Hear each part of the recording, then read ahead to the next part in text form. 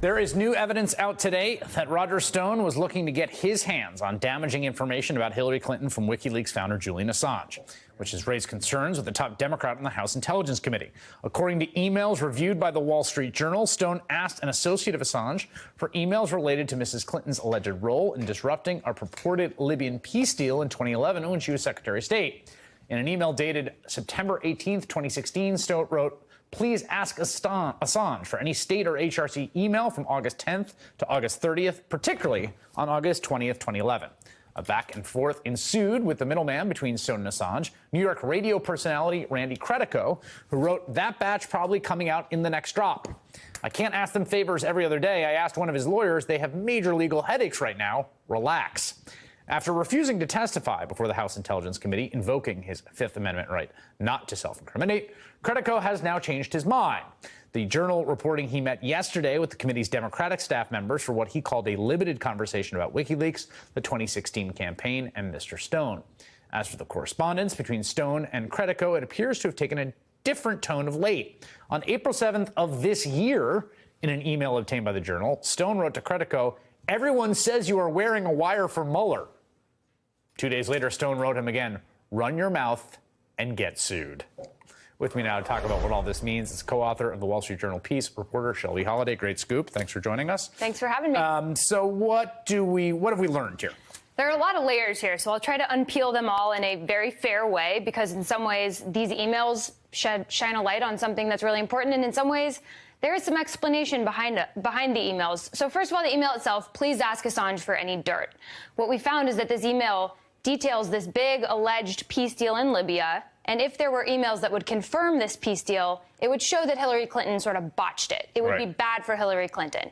So Roger Stone is fishing for information that's negative for Hillary Clinton, and it looks like he has the intention to get that out in the media somehow. Can I ask this question, though? It looks like an opposition research aspect. Here's the thing, right? He's soliciting Assange at a point after we already know that there's the hacks of the DNC, right? Yes. Is the implication there that these emails have been deleted and that some hackers have gotten their hands on it? It's unclear. It's unclear if he knew that Assange, where the emails came from. He denies he knows the source. He didn't know the exact timing of the releases. He didn't know, for example, he still says, "I don't believe that Assange is a Russian agent or that he had emails from Russia." So it's hard to know what he knew, and that's a big mystery in all of this. But it does look like he was looking for bad information with the intention of getting it out. The second layer that's really interesting is Randy Credico's response to him. At first, Randy says, "Roger, check the website. It would be on there. You know, it would be online if they had these." And Dad, go to the website. Yeah, and then Roger says, "Well, are we sure that WikiLeaks released everything they have?" And then Randy says, "Okay, I asked the lawyer." Now, Randy tells me he actually didn't ask Assange, but he told Roger he did to just get him off of his back. Right. And Randy says he owed Roger a favor. So that's another layer of this. The fact that he knew a batch would be dropping, though, is really interesting before any batches had actually dropped. That Randy would. That Randy would know. Because Randy says, "I think that'll be in the next batch." Yeah. So that sort of raises some eyebrows when you talk to legal experts. And then the third part of this is Roger says that he never had to turn this email over to the House Intelligence Committee. The House Intelligence Committee said they never saw this. And, you know, Democrats on the committee say that the probe ended prematurely. It should have been turned over.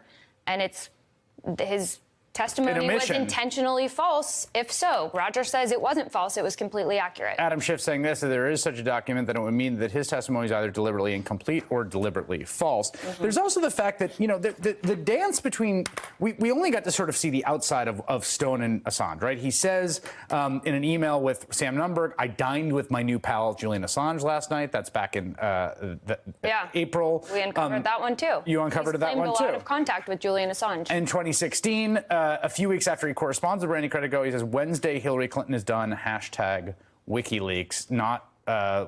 That's 5 days before the first Podesta drop. Yeah, so I'm glad you brought this up, because I think another really interesting aspect of this story is the timing. Randy Credico had Julian Assange on his radio show August 25th. Remember that date. He says he had no contact with Assange or anyone at the embassy before that, though he will admit he was friends with a WikiLeaks lawyer. Yep. But Randy Credico denies being a back channel before August 25th. And before August 25th, Roger was tweeting about Podesta's time in the barrel. He was claiming contact with Assange. He was predicting October surprises. And that raises this huge question. If Randy wasn't his back channel, how did he know what he knew? And who told him? That is a great point. Now, Roger says Assange was tweeting about it, and that's why he predicted everything. And he maintains that Credico was his back channel the whole time. Right. What's the deal with the everyone says you're wearing a wire for Mueller? So the deal with that is there are a lot of emails and text messages that I saw, and those were some safe for work text messages. But the two were supposed to get dinner. And it's my understanding they were supposed to get together and get dinner in New York City in April, as the heat is sort of ramping up in the Mueller investigation. And then Roger, according to Credico, backed out and said, everyone says you're wearing a wire for Mueller. And he also said, I can't believe you would F Assange wearing a wire for the deep state.